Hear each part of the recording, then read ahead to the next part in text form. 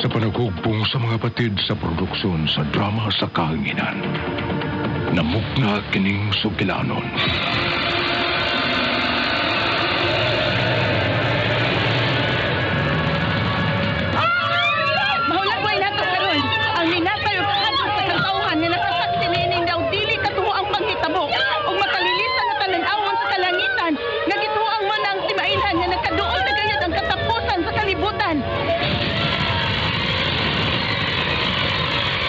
RMN Drama. Mga hastausab sa pagdalit kaninyo ning pinalahi nga sugilanon.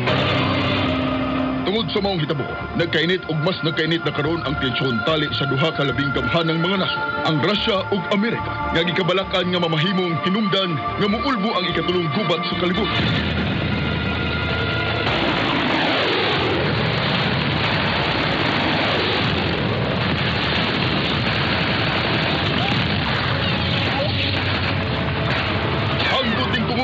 Padayon nga rescue and retrieval operations, mas nagkadaghan ang hikaplagang patay. Human may kusupuso ang pinakakusog ng bagyo o human masinati sa miaging mga adlaw ang labing makusog ng lino nga sukat-basukan. Wa pa masinati sa kalibutan. Gipadayag, Kapitulo 13, Tudling 16 ngadto sa 18. Ipugos sa mananap nga mapatikan ang tanang mga tao, inila o dili inila, dato o kabus, ulipon o dili ulipon, diha sa tuon nilang kamot o agtang. Way makapamalit o makapamaligya, gawas niya itong may patik sa ngalan sa mananap o sa numero nga simbolo. Sa labtonon kini, ang maalam makasabot sa kahulugan sa numero sa mananap. Ang numero ni ini, 666. Kung tinuod nga mahal sa Diyos ang iyang katawan, Father Nestor, nga nung mitugot man siya nga mao kini ang may tabo ug atong nagatan. Tungod sa nagkagrabi ng kasalanan sa katawan, Rami, sa pagkamasinupakon sa kasuguan, ug sawa pag-ila sa Diyos nga labing gamhanan, apan dili na kini katingadan, kay gipadayag na kiningdaan sa atong Ginoong Hesukristo, kang San Juan Evangelista, libuan na katuig, gikan sa kasaysayan. Ang gipadayag.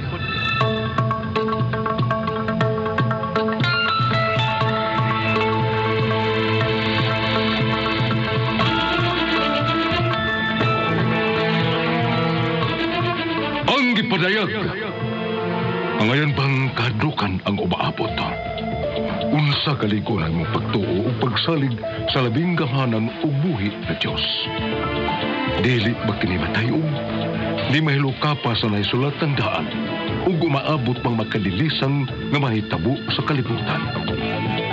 Ang gipadayag, gimugna alang sa kalingawan, uban ang pamasin nga maghatag og pagtulutan, apan dili aron paghatag og kahadlok sa katawan. Sa panuwat sa ubos ninyong igsuon, Glenn Pino. Direksyon, Dino Birungan Eliseo. Spinner, Ariel Mancao. Soundman, Ricky Garing. Technician, Lloyd Gabiana. Dalit kaninyo sa RMN Drama.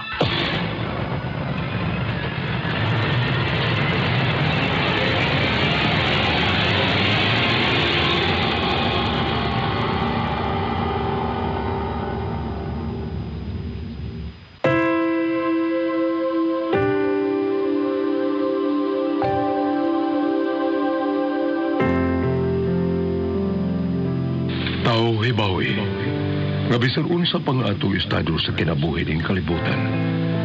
Bisan unsa pa man ang atong binuhatan, tumong o katuyuan, walay malilong nining tanan, kay nakita man kini sa Dios nga labing gamhanan.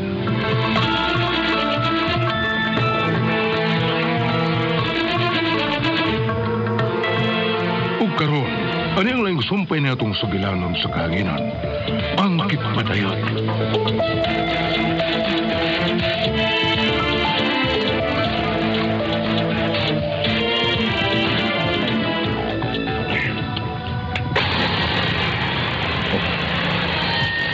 Usak niya na sahit na pungsutan.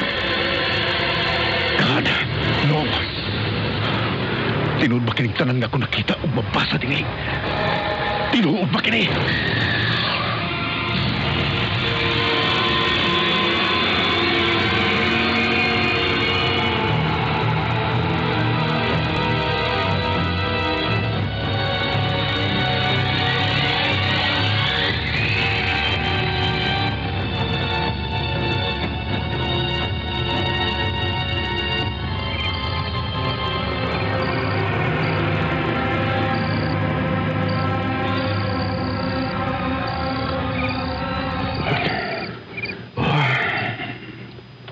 Nagatuog na taon sa sila.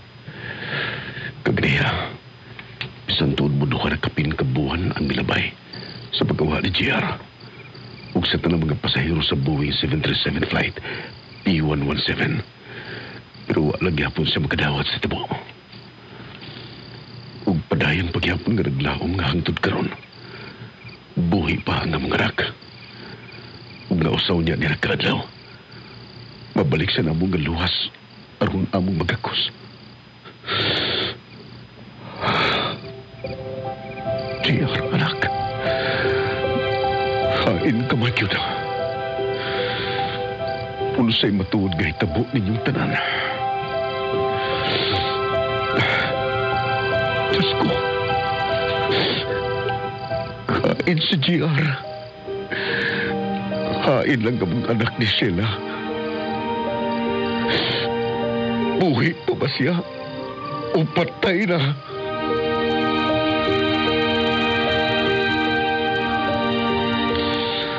Ginoo, hatagin daw no gustong tubag kini nga mo mga pangutana. Hatagin daw kini kasulbaran. Pisag sakit. Uun sa mga ginangatan nilang tanan. Ngaluan sa maong eroplano. Pilit na mo kining dawaton. Ugwa milaig gipanghayo. Gamahatagan og katinawan kining tanan. Diyos ko. Punan pa sa akong nabasa og na-research diri sa web. Misabutang akong kalibog og tinguha. Nagtugkaron yun kung unsa yun ang matuod na ginangatan sa mong eroplano.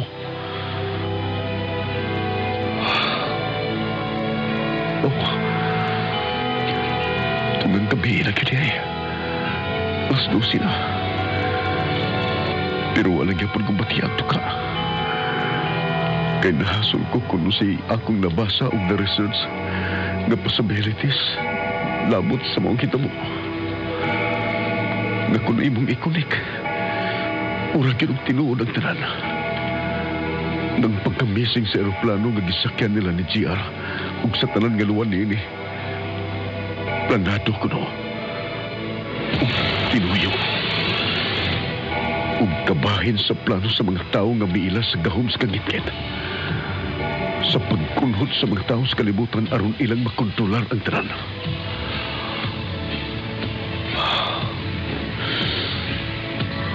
Kinuha ko. Tinuod pa kining tanan. Ulsa yung kinig at tinuod.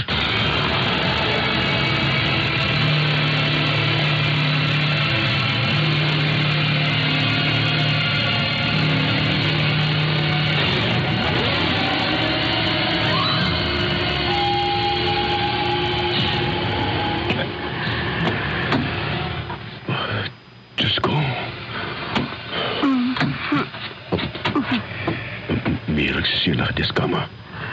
Tingali ba kamata siya? Ram? O ka pa ni matug? Kuan, kining... gibantayan ta ka. Ang sugoy kibantayan. Katog na. Renay o. Alas 12 pasado na sa mga gabi. Adlaw na. Matug na ko. Magkakos ko ni mo ha. Matug na ta. Lagi, matug na ta. Katug na. Kaya matug na sad ko. Pangurusong balik aron dili madisturbo ang imong pahikatog. In the name of the Father, and of the Son, and of the Holy Spirit. Amen.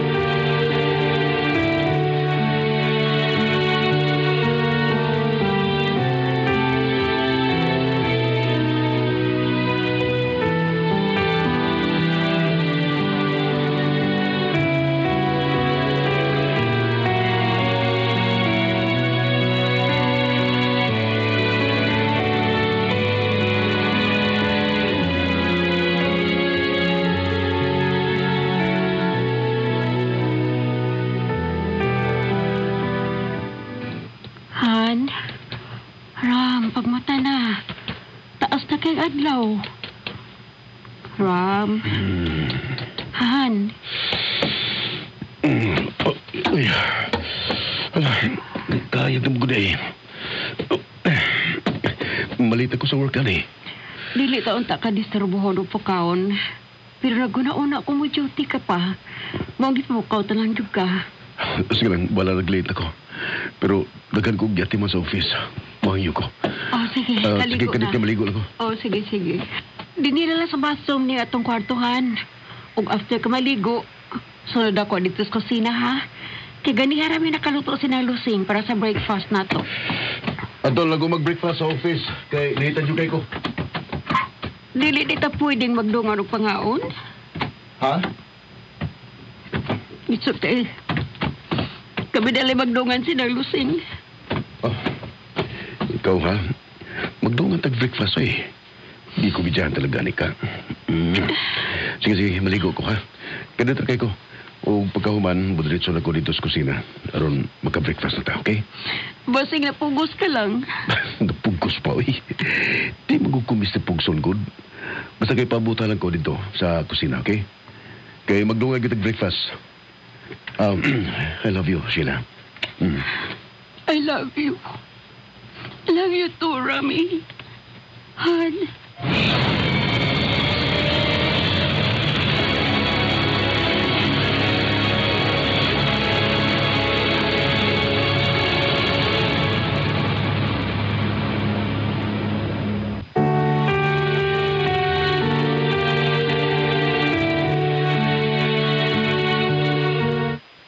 Oh, kano sa kamalay may balik diri sa Cebu, ma'am? Pastilansan, Rami. Kung ibaw ka palang kunod sa kadaghan sa trabaho nga akong yatiman diri.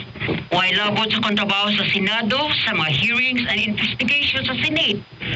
Ambot, kunod sa Overwork na maghana, ma'am. Ikaw ba yung magsigig remind ako nga dili maayo nga magpalabis trabaho? Labi na kay nagkataas ang akong pangidaron.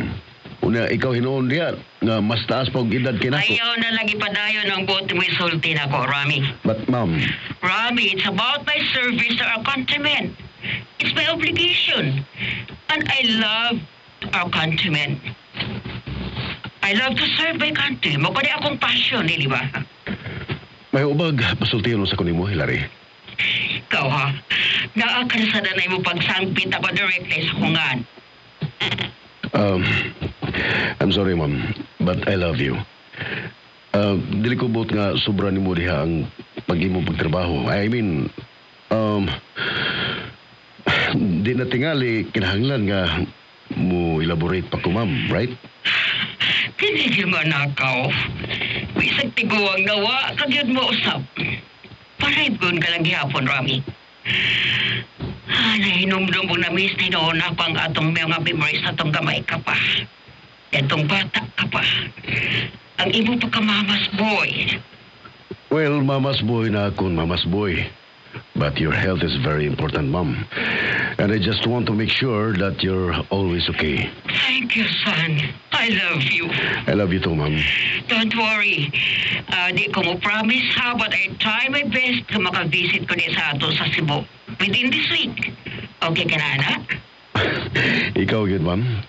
I always miss you. Ikaw, good, Ram. Pahila ko yung kunin mo. Maghinila ka, taron din sa phone. Bitaw, ma'am, namaray gani ko nimo. Kung di yun ka makaya sa mong mga skids, ay lang sa pugsas pagari, okay? Kuan lang, kana bang dili jud kayo kabisi. Magkapabot ako nimo sa tanang panahon, ma'am.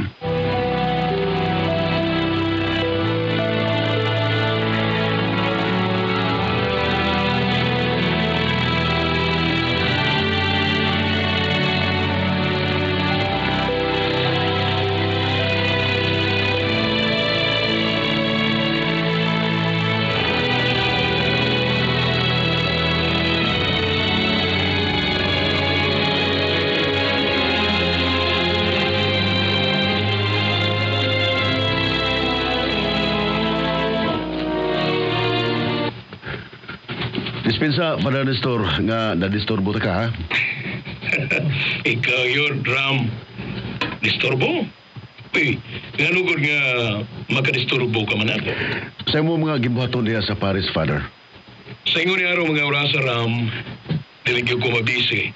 Kigawas nga, nahumana nga ako nga mas early this morning, nasab ko yung mga assistants dire sa Paris nga akong masangpit.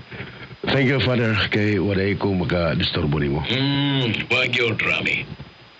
Tugod ay, kung sumatay ang akong ikaalagad nimo nga mitawag ka man. Oh, Kwan, nanawag undahan kay nagplano ko nga mohapit sa Paris, gikan ko nga mo off diri sa office. Kana kun Magpaabot ko nimo dire, Ram. Wag ko'y other schedules from 4 p.m. and beyond. Magpaabot ko nimo.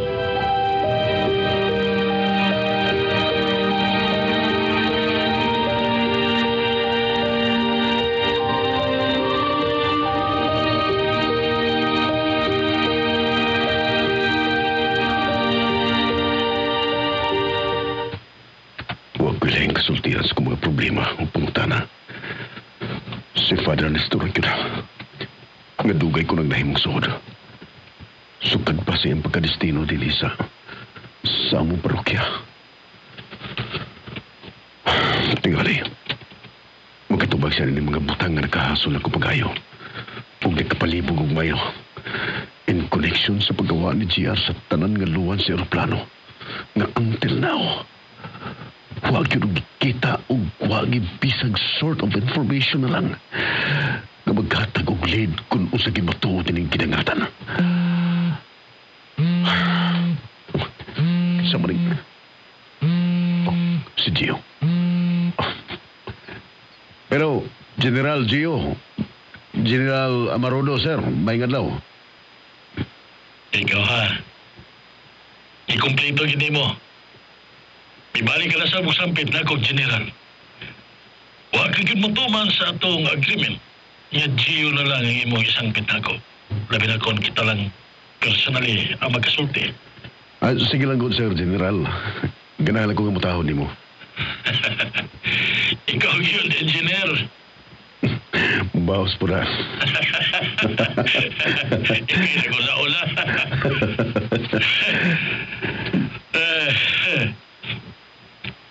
Oh, napahulong man ka. Bitaw, Gio, salamat sa pagtawaga. Kay migahin ka ganong panahon sa pagtawag na ako. Nagkalama na sa amnesia ay. Bitaw, ang iyong pagtawag, dako kay ikatabang makarecover ko sa... dili matingali totally, but it's a big help. Dili na ta magpalabi og seryoso, be. Kaya tingali paghinila kay tayo ron. May tawag ko kay kumustahon ka. And at the same time, to share sa development sa padayon na search sa flight P117. Ngano? Unsa may latest update karon sa gihimong search and retrieval team, Gio? Ha? Nahibawa na ba? Nahibawa na ba nila kung unsa gyud matuod nga nahitabo sa mong eroplano? Ilan na ba kining nagkaplagan?